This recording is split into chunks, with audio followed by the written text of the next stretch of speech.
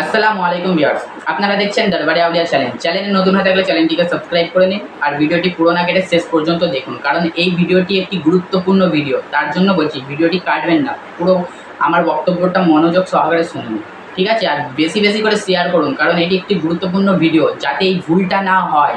Video শুধু content পাওয়ার জন্য কোনো কিছু জিনিসের বদনাম করছি তা নয়, কন্টেন্ট পাওয়ার জন্য নয়, যাতে এই ভুলটা না হয়, সেই ভুলটা ওখানেই রুখে যায়।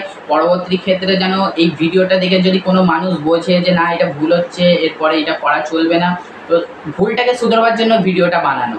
তো কি ভুল? একটি মাদ্রাসা আছে, সেই মাদ্রাসাটি থেকে হয়তো সরকার থেকে চাল আলু দেওয়া হয়, তো একটা ব্যাগ তৈরি করে তারা। তো ব্যাগটার মধ্যে তারা নাম, মাদ্রাসার নাম, ঠিকানা, অ্যাড্রেস সব দিয়েছে, ঠিক আছে মানছি। একটি হাদিসের লাইন দিয়েছে, তো হাদিসের লাইনের নিচে আমাদের রসুল সাল্লাল্লাহু আলাইহি ওয়াসাল্লামের নাম, আমাদের তাজদারে মদিনা রাহমাতুল আলামিন হযরত মুহাম্মদ মুস্তাফা রাসূল সাল্লাল্লাহু আলাইহি ওয়াসাল্লামের ওনার নাম মুবারক ওই ব্যাগটার মধ্যে। তো এইখানে যখন আমি ব্যাগটি দেখি তখন আমার মনে লাগে, তাই জন্য আমি ফটো তুলে এই ভিডিওটা এই জন্যই বানাচ্ছি, যাতে মানুষ সতর্ক হয়ে যায়।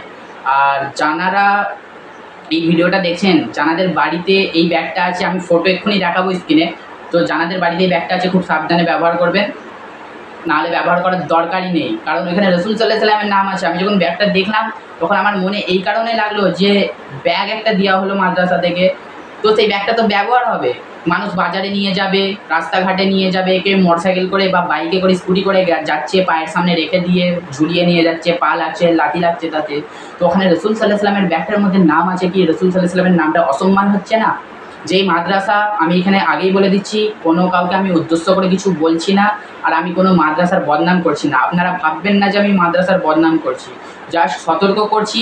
আর যারা এই ব্যাগটা ব্যবহার করছেন, বাড়িতে আছেন, সাবধান।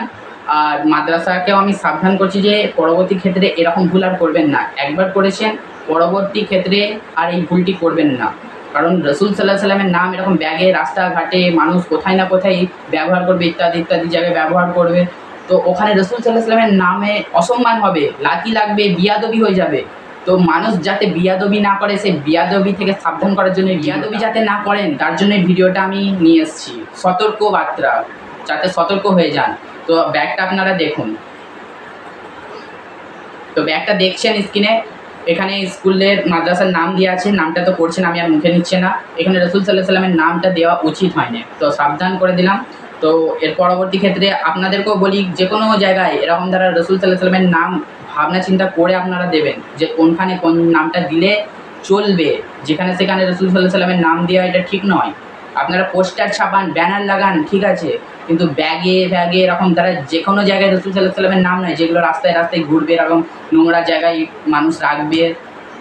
তো আশা করি ভিডিওটি আপনারা বুঝেছেন।